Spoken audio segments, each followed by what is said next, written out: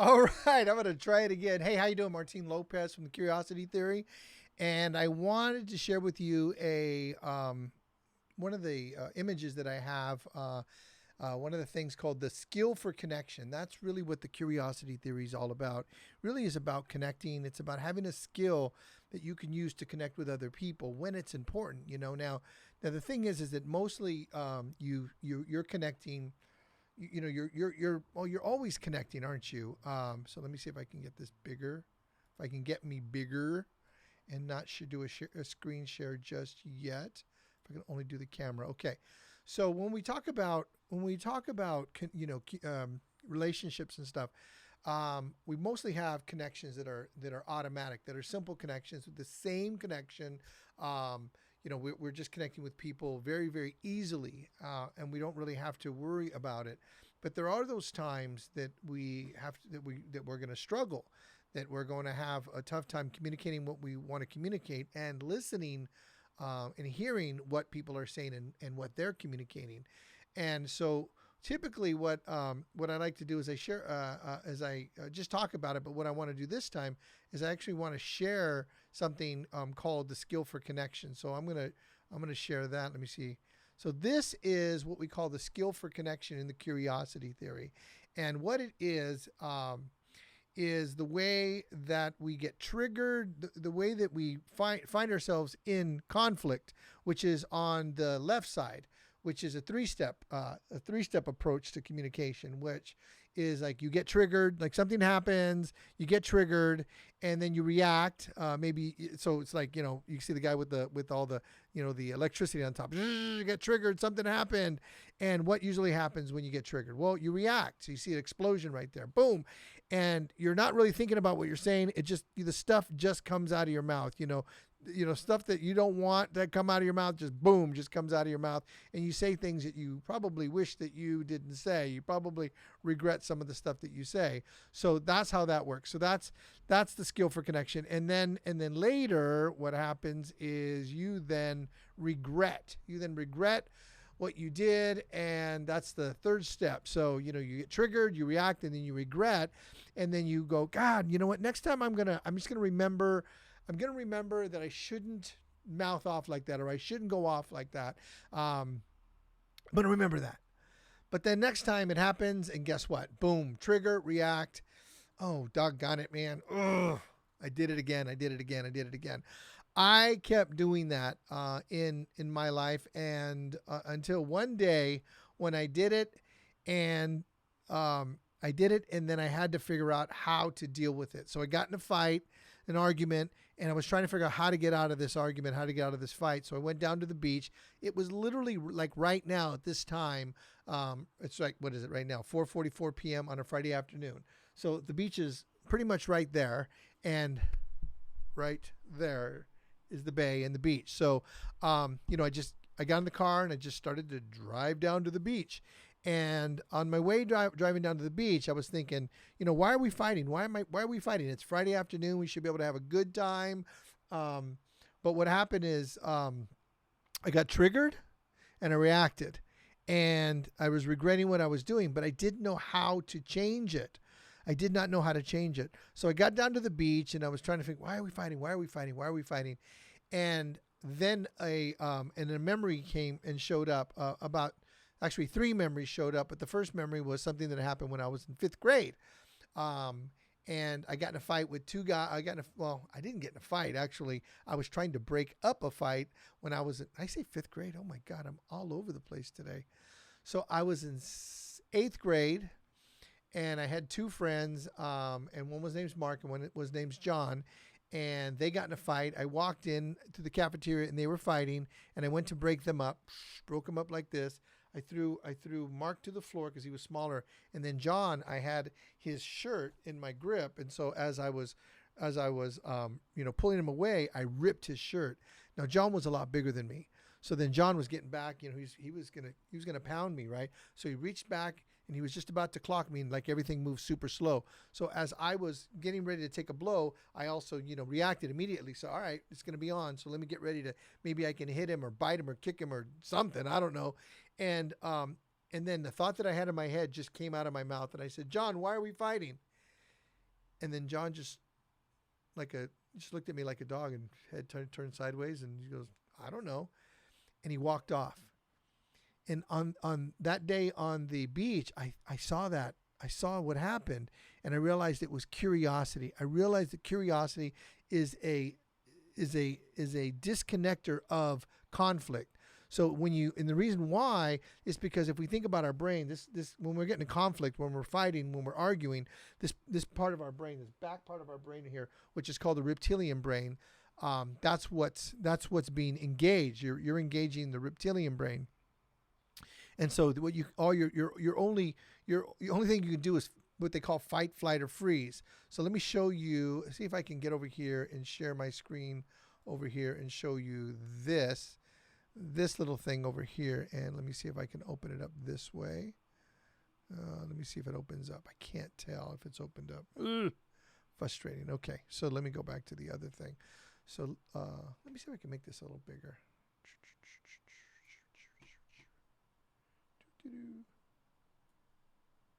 Yeah, I can make this a little bit bigger.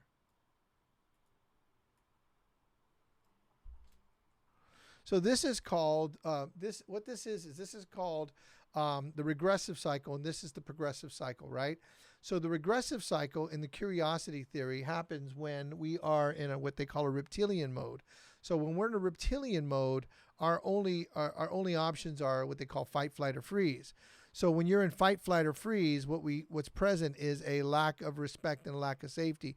So when you're just think about it. If you're going to attack somebody, if you're in attack mode to somebody, does it feel like respect? No, it doesn't feel like respect. Do you feel safe? No, you don't feel safe. So what happens next is that we find that people will play it safe. Like, I'm going to hold back. I'm going to be careful. I'm not really going to give a lot of information. And this happens in business. So if I have a client in the mortgage business, right, and they don't feel safe with me, they're not going to tell me their social security number. They're not going to give me their date of birth. They're not going to tell me their full name. They're not going to give me their address. They're not going to give me any of those things. So what I had to learn very early in my career is I had to learn to create respect and safety and trust. But I didn't know I was doing that, and I didn't know that the path to that is curiosity. And on the beach, I saw that. So I saw that in my relationship, that I needed to create trust and safety. So then what I did is, after I went back home and it was with Yvette, and so I asked her. I said, "Hey, can you tell me?" I didn't say "Hey." I said I was kind of being humble, right? I'm curious. Can you tell me what you're upset about? And then she told me, and then I was listening, but I wasn't listening like I normally listen, like people normally listen. I'm going to open this thing up here, and hopefully I'm going to look in my phone and see how I can see it, because this is really an important thing to go over. Okay, let me see. No, it's okay. So it's kind of showing me two screens. So let me do this. I'm going to get it to show only one screen, and bear with me. I appreciate you guys being here. What's happening is I'm learning this new program, and let me just make mirror displays so it's all one. Okay, cool. Hopefully this works. Hopefully this works here better. Okay, good. Here we go. Okay, so what we're talking about here is something called the regressive cycle. And let me get rid of me. Let me see if I can get rid of me. Actually, I'm not in the way too bad. So if you look right here, this is what we call reptilian reactions. So when we are experiencing like somebody attacking us, or somebody ignoring us, or somebody, let's say, maybe being passive aggressive, there's all kinds of different ways that we can be. Maybe we feel like someone's talking about us, right? There's all these different things that are going to throw us into this reptilian mode right here, this reptilian reaction. And what happens next is this thing right here, which is a lack of safety and respect. So if someone's talking about us, someone's talking about you, do you feel respected? Do you feel safe? No, you don't. I certainly don't. So then the next step is that we're going to start to play it safe. So the next step is I don't feel a sense of respect. I don't feel safety. I don't feel trust. So I'm going to play it safe, which means I'm not going to give a whole lot of effort. I'm going to give the bare minimum effort. And what happens when you're not playing full out, this is just the way it works. Think about it. If you're playing a basketball game, you're playing a tennis, or you're swimming, or you're working out, if you're not giving it 100% effort, do you feel good about what you're doing? No, you don't feel good about what you're doing. So your morale drops. Also, you have mediocre results. If you go to the gym and you're lifting weights, if you're working on a project and you're not giving it 100%, the bare minimum effort, you're going to have mediocre results. And that's what happens. That's what the regressive cycle is all about. And then eventually what happens is you find yourself stuck in a ditch, repeating past difficulties, right? And we call it stalled out for any future challenges. So if then the boss comes and says, hey, Martine, I really need your help. I'm thinking, dude, you're a freaking asshole, right? He asked me for help. I'm not going to do what he wants to do. So the thing that we want to do is up here in the green over here, which is use conscious curiosity. And that's what the curiosity theory is about. It's about so many different things, but this is an important aspect of it. So creating conscious curiosity, and I'm going to look and see how many people watching and if I have any comments. Yeah, please, by all means, like and comment and all that, because this is the only way I can look at it, because it's a new program. I really can't see the monitor very well. So, but it's kind of cool. Isn't this kind of cool? I can kind of be in this little kind of mode right here. It's really cool. So when you're curious, what happens is we shift out of that reptilian mode, which is that reptilian brain out of here, and then we move into the neocortex. So we're not in that fight mode anymore, because we don't fight from the neocortex. We fight and we run away and we try to escape, and that's all a reptilian reaction back here in this brain right here, which is our original brain. So when what curiosity does is it disconnects the reptilian brain and it has us ask a question. So we're like, oh, I'm curious. What's going on here? I'm curious. Why are we fighting? I'm curious. Why is that person saying that about me? Versus, oh my God, what a jerk. That guy's talking about me. What an ass, or whatever. See, when you do that, then there's no safety and there's no respect and there's no trust, right? So we're down in the reptilian, in the regressive cycle. But when we start to ask questions, it puts us in what I call a progressive cycle, which curiosity immediately triggers safety and respect. Because think about that. If someone's talking to you and asking you, well, not talking to you, if somebody's curious with you and asking for your input, if they're asking, what's your opinion? How do you feel about that? That's a respectful way to be. So when you feel safety and respect, guess what? The next step is there's a willingness to risk. So it's going to be easier to risk because, hey, this person created an environment for me that's safe, that's respectful, that I can trust. So you know what I'm going to do? I'm going to tell him the information that he wants to know. I'm going to tell her the information that she wants to know. The next thing this is my favorite part, and I did it today. I had a client today that had a situation. So it's a whole credit situation. I'm not going to tell you her name, but she had a credit situation, right? And so she said, I'm going to do it this way. I'm going to do it this way. I'm going to do it this way. And I said, that's really great. Do you mind if I ask you some questions? And she said, no. And by the time I got done asking her some questions, she had on her own thought of a different way to approach it. I didn't give her the idea. She had the idea. And the reason why is because with conscious curiosity, it creates safety and respect. It creates a willingness to risk.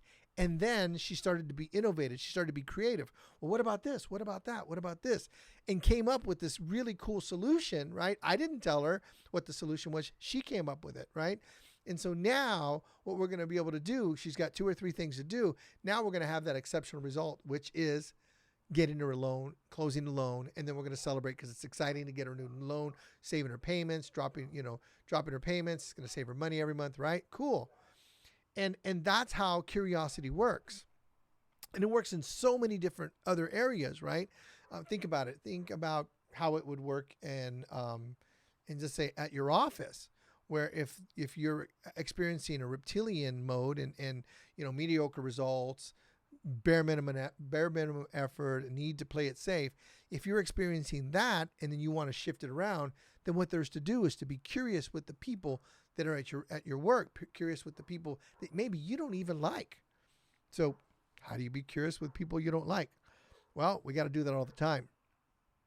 So what happens is when you're curious, empathy shows up as well. So when you actually ask yourself a question, you actually leave that part of your brain also, which is the middle brain, which is that limbic brain, and the amygdala switches up. So you have this little amygdala here. It looks like a little peanut, right? And it switches up basically like a light switch. So it switches up and it goes into curiosity. So your feelings that you have about somebody aren't necessarily amplified. You're actually trying to figure something out. And when you're figuring something out, you're not stuck in your feelings and you're not stuck in the reptilian reaction. And curiosity causes that part of our brain to, I think it's endorphins or dopamine. It's one of those. It might be dopamine. And then so what happens is we're being curious and then we're associating our curiosity with a person maybe we don't really care for. But what happens is that little bit of dopamine shifts us out of the upset that we have a person or the dislike, the judgment, the complaints that we have, and we start to be curious. Well, I'm really curious why this person said that. And you start to look and you're not stuck in the feelings. You're examining and you're investigating the question that you have. Because the brain, once you give a question to the brain has to answer it. Think about that. When you throw a question at your brain and you're really curious, your brain's like a vacuum. It's going to try to answer it. It's going to do whatever it can do to answer that question, and try to figure out the answer. So when you're curious, you're not thinking, oh my God, that guy's a jerk. She's a jerk, whatever. You're trying to figure out the answer. So now the conversation is no longer reptilian. It's curious, consciously curious. So what happens with curiosity? Safety and respect immediately happen. So now as you interact with this person that maybe you didn't care for, their experience of you is, man, this person's really asking me a question. That's cool. That feels nice. Well, let me answer the question. Let me answer the question. And let me be creative with the question. Let me be innovative with the question. Oh my God, well, this is what it was. And I can tell you something that I've learned over my years, and really as I've studied curiosity and as I built the program, the Curiosity Theory, which I want to invite you to come and hang out with me on October 2nd. I put a link in the description. So, but it's my course is normally $297, and I'm charging $75 to do it right now because I'm just restarting the whole course after COVID. But so what happens is, let's get back to the story if I can remember where that guy was. So what happens is the conversation that you're having with somebody, they're like, man, thanks for being great with me. Thanks for being curious, all that. But they don't know that it's happening because it's human connection. See, there's disconnection and then there's connection. And when we're connected, when we're really truly connected in our minds and in our hearts, that's a perfect connection. The mind and the heart, just like this. And when we're connected like that, it's just great. We're now working together. We're now in sync because you're asking me what my ideas are. So I'm going to share my ideas with you because it's safe. And once that spigot opens up, it just keeps coming out. Why? Because you created an environment of safety. You created an environment of trust. You've created an environment of respect. And that's just not something that always happens. People don't just create these environments. They just don't do that. That's not normal. I mean, go think about that. You go on Facebook right now. Let's say right now on Facebook, maybe some people are clicking through my Facebook right now and going, God, what an idiot. This guy's, what is he? Who does he think he is? People are going to think what they're going to think. But what I learned to do, see, this is like the next level of curiosity, because the first level is you create curiosity with yourself and then other people. But then you create curiosity inside your situations. And then you look and for instance, I can look and say, or I can, let's not say look. let's say I go, I'm gonna do a Facebook Live. Yeah, I don't want to do that because people are gonna laugh at me. I don't want to do that because I'm going to look stupid. I don't want to do that because it's just a bad idea. It's just a really, really bad idea to stick my neck out, right? Because I did that. I did that when I was young, and people made fun of me. And I did that when I was young, and I got shut down, which is the need to play it safe. So I'm not going to put any effort. So that means I'm living in my own reptilian reaction. It's a way that I hold myself back. So what we teach in the curiosity theory is for you to be curious about that. Like, so, okay, so what's the feeling? What's the feeling that you have? And let me see if I can go to the feelings list. Oh, let me go back. So I'm going to take you back to the feelings list. This is how it works. Okay, so we have something called a feelings list. So we have two different sets of feelings. You have feelings that are present when your needs are satisfied, and then you have feelings that are present when your needs are not satisfied. So when I'm feeling good, yum, these are the needs that are in the green right here, and then the ones in the red right there are the ones when I'm feeling yuck. So when I'm feeling good, I may be experiencing peace, calm. I might be excited. I might be empowered. I might be concerned, positively concerned, maybe interested and fascinated. So when we're experiencing these positive emotions, what we're doing is we're connecting, right? Those are positive. When our feelings are negative, when our needs are not being met, we're apprehensive, puzzled, hesitant, shocked, surprised, sad, hurt. And when we can start to understand that these are emotions that we all experience and that different people experience them their own way, then what we start to learn, let's get back over here. These are some of the slides from the curiosity theory. We start to learn that when our feelings are not being met, when we're not being curious about our feelings, we're going to be in our reptilian mode, right? Which are those yuck feelings. But when we're curious about our feelings, that feelings then become an opportunity that we then use rather than threaten ourselves with them. So if I'm kind of like all over the place, and because that's kind of the way I am sometimes. But let me center myself. When I am talking to myself about myself, and I'm using feelings that aren't positive, yuck feelings, not being curious about my feelings, I'm immediately in a reptilian mode. And then the cycle of that is to continue and just, mediocre results, low morale, I'm stuck in a ditch, and I'm stalled out for any challenges. So I'm not going to take on a challenge of jumping on Facebook. I'm not going to take all the time to, do the green screen and do all this other stuff, put the light up and fix the mic and do all that stuff to be able to communicate. What I'm going to do is I'm going to sit at the TV and I'm going to watch TV. I'm going to go to a bar and have a drink. I'm going to wander around. That's basically what I do. I just kind of like wander aimlessly, if you will. I'm like, I don't really accomplish anything. But when I take responsibility for my feelings, when I take responsibility for my needs, and I get curious about my feelings, then I go, okay, well, maybe I'm scared. Maybe I don't want to be embarrassed. And then I see that I have something to say about that, because I'm going to create safety for myself. I'm going to use curiosity to address my feeling of fear, my feeling of embarrassment, my feeling of yuck, whatever yuck feeling is, right? And I'm going to be curious about that, and I'm going to say, you know what? I'm responsible for how I feel, and I'm responsible for, how do you say it? I'm responsible for the experience I'm going to have. So if I'm going to take my feelings and I'm going to threaten myself with my feelings, then I'm going to be in a reptilian mode and I'm not going to do anything. I'm not going to get anything accomplished. But if I'm going to take my feelings and I'm going to use my feelings as an opportunity, then I'm going to put myself in conscious curiosity in the progressive cycle. And then what I have is I have an opportunity rather than a threat.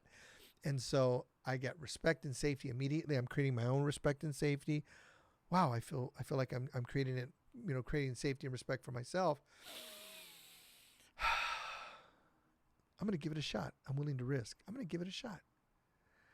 Well, how am I going to do that? Let me get creative. Let me get innovative. Well, I'm going to do a green screen, and I'm going to do this. I'm going to do a slide, and I'm going to take my mic out, and I'm going to get my better camera out. I'm going to put the light on, and I'm going to do all these things, right?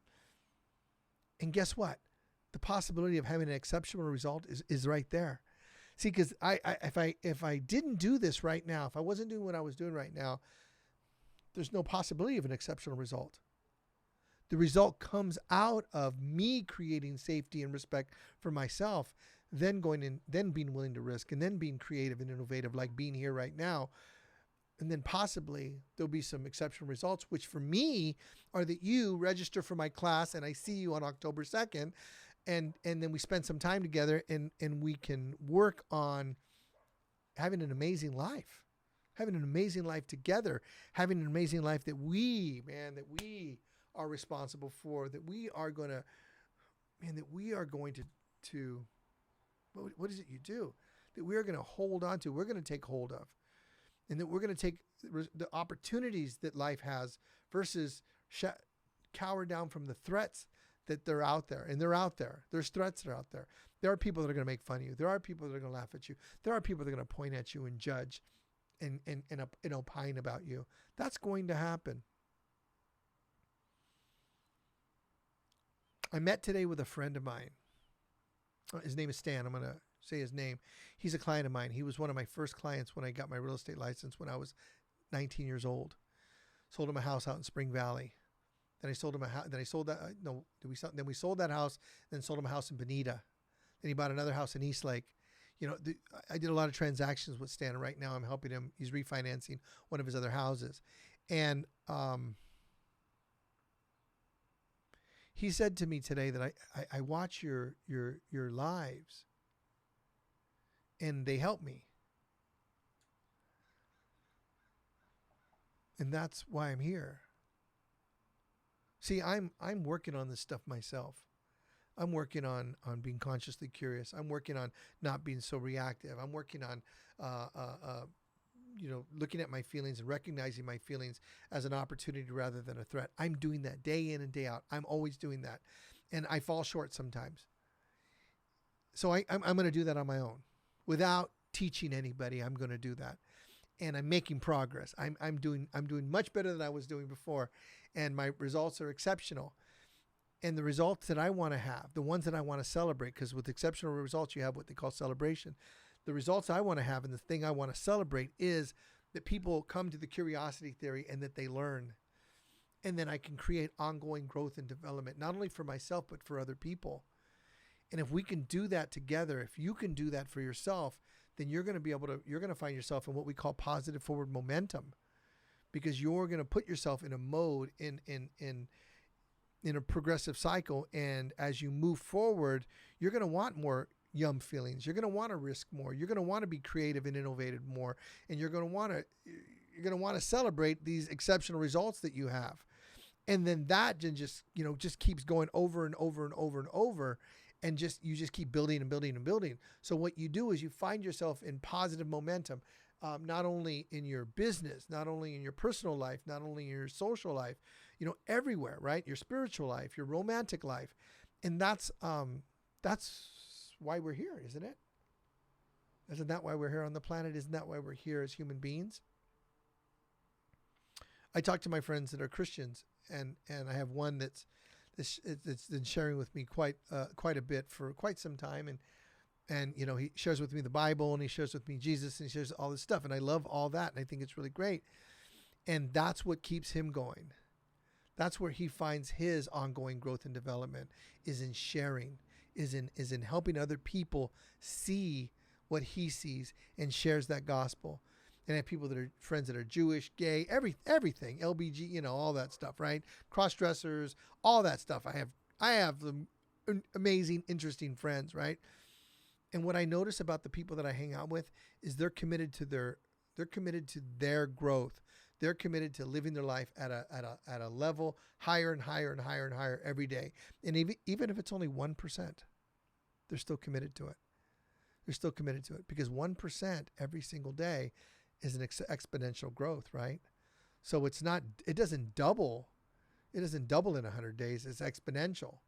So when I look at my growth and I look at my business and I look at all the stuff that I've done, my ongoing growth and development has put me in what I call positive forward momentum. So where my brain and my emotions used to attack me, and I used to find myself in a reptilian reaction, in a yuck mode. Let's go back there. So what I would do is I'd find myself in, like maybe worried, aggravated, scared, angry, more regretful and all that. I now find myself more inspired, more confident, more happy, more peaceful, more calm, more at an ability to share. See, if anything, guys, if anything, the fact that I'm here sharing with you, that is growth. That is growth. It's growth for me because I'm doing what I want to do. I am doing what I want to do. I'm doing what I believe I've called to do. There's been about 3 things or 4 things that have happened in my life where I feel like I was called. And writing this book and doing what I'm doing here, I believe is what I'm called to do. And I'm going to do it. And I'm swinging for the fences. I hope I don't fail. I hope I don't crash and burn. And there's a good chance that I will, because people do. But my goal is to get up every single day and teach this as much as I can. So I build my life a particular way that I wake up early. I do all the stuff in the morning, my meditation, my journal, my yoga, my stretching, all those kinds of things, my walking, my all the things I have to do in the morning. And then immediately I go to my mortgage business and I work on my mortgage business. So I'm focused on other people's mortgages, other people buying houses, other people refinancing, and I work to get that done by 11 or 12 o'clock. So how do I get it done so quickly? Well, because I'm serious about it, because I'm very focused. I don't waste my time. I don't spend a lot of time in drama. I'm a very focused person. And because I got a mission, I got something I want to accomplish.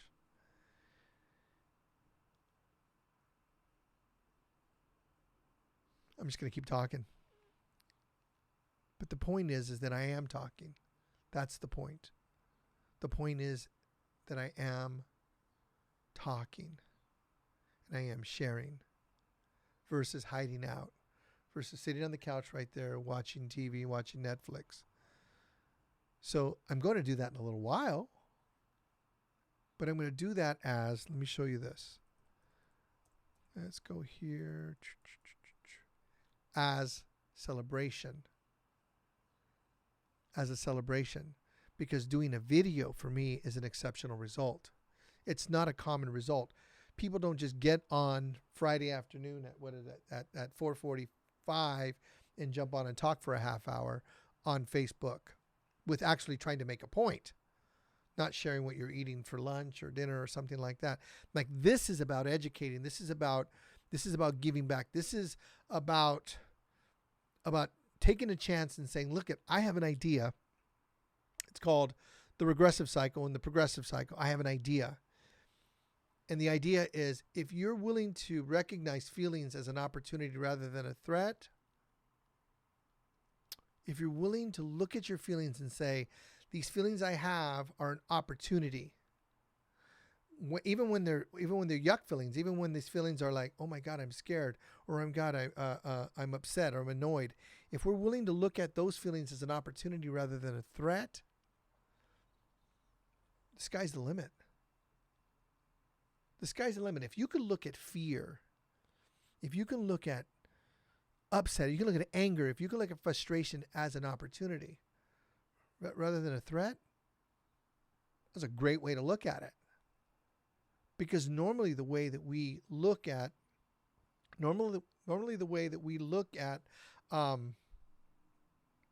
those emotions, and let me go see if I can find this other thing that I have here. Let me just get out of this and let me get over here. Let me see. Let me close this keynote.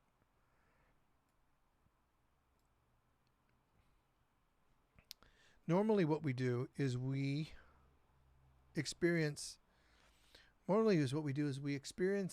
life through triggers, reactions, and then regrets. So if I look at a feeling, if I look at my feelings, my negative feelings, my feelings of anger, my feelings of frustration, my feelings of fear, if I look at those feelings and I let those trigger me, then I'm going to have a reaction. I'm afraid. There's the trigger. I'm scared. I'm going to react. I'm going to run. I'm frustrated. I'm going to react. I'm going to yell. I'm angry. I'm going to react. I'm going to blow up, right? All those feelings all have regret. I will regret everything about those feelings. Every single time I will regret it. There's hardly ever a time that I'm angry and then I say something to somebody that I'm like, well, that was really good. I really feel great about myself for just dumping on somebody and, opining on somebody and judging and blaming. Very, very few times that I do that. On the other hand, when we use what we call the skill for connection, which is what we teach, this is the basic thing about the curiosity theory, is the skill for connection. Is at first we observe, we look with the binoculars, we observe what's going on inside here, what's going on inside, and what's going on out there. But first we got to start here. We observe the facts and we separate those from the stories. The fact is, I'm feeling scared. The fact is, I'm feeling angry. Okay, so let me go even deeper. Fact is, John said, Martine, you're a jerk. Fact is, Harriet said, Martine, I would never want to do business with you. Wow, that's the fact. What's the story I made up? What's the story, right? The fact is, Harriet said, I'll never do business with you. John said, you're a jerk. Those are the facts. What's the story? That's the thing I make up. I can make up that they're assholes, jerks, bitches, all those things. But typically what we do as human beings is we really turn it against ourselves. Because when we're saying someone's a jerk, we're saying someone's a bitch, when we're saying all those things, excuse my language, they are really just projections. So we don't cuss at people if we don't cuss at ourselves. We don't talk the way to other people that we talk the way to other people that we talk about ourselves. We talk to ourselves. So what I'm doing is I'm projecting a story that this guy's a jerk. Let me look internally and say, okay, well, where does that story come from? The only thing that happened is John said, I don't want to do business with you. So I made it mean a story that he's a jerk. Why? Now watch this. Let's go down deeper. Because the feeling I had, if I'm connecting to my feeling, the feeling I had was maybe anger, was frustration. I've been working with John for 2 months, and now he doesn't want to do the deal.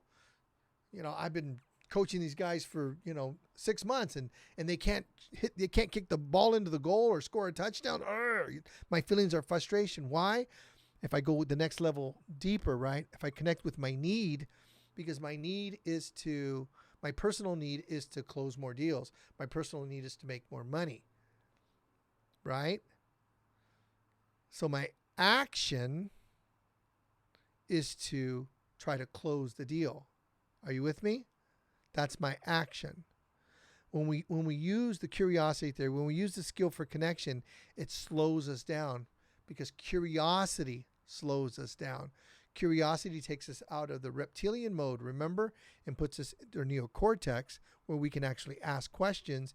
And when we ask questions, time slows down. We breathe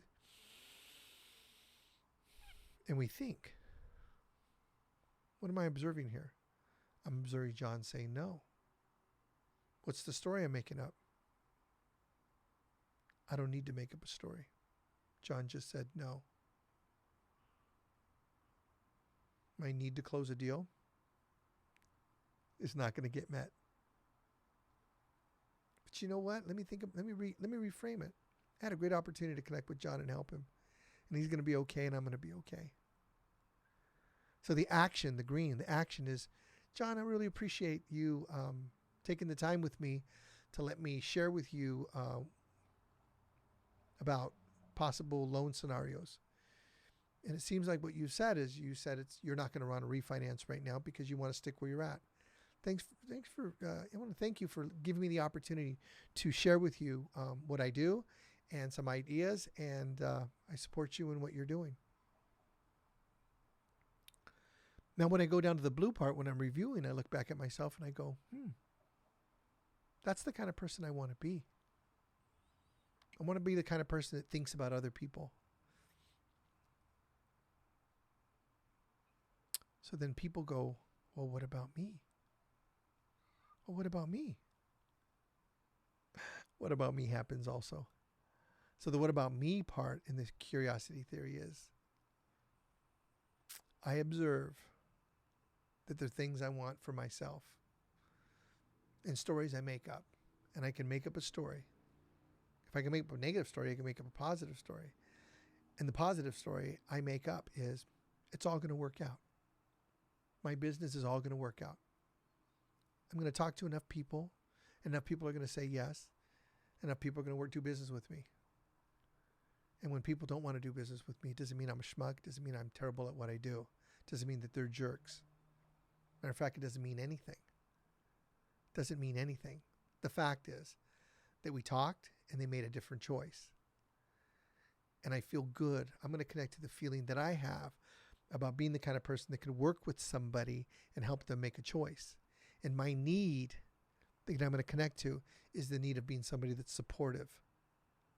Somebody that creates safety and respect in conversations so that somebody can share with me what they want so that we can look together and see if refinancing or buying a house is what is best for them. And you know what? Oftentimes the answer is no.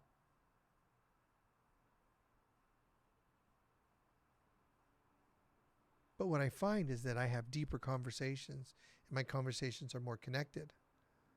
So in business, being curious, I find that I'm talking to less people and I'm actually closing more deals. Talking to less people and making more money. Why? Because I'm more connected with people. I'm connected to them in this way over here, which is observations, observe, connect to the feeling, connect to the need, act and review versus being triggered, reacting, and then regretting. So that's how the curiosity theory works. I want to invite you to come and hang out and really learn the skill for connection, how it works. There's so much more to it. I'm just kind of giving you an overall general idea for it. So thank you for letting me share with you. I appreciate it. This is my new setup. Hopefully I can keep perfecting it. And let me go find my screen here. So hopefully I can, this works out better and better and better and better. Thank you for hanging out with me. And hey, click the link down below and come register for my class, The Curiosity Theory. Hope to see you there. Cheers.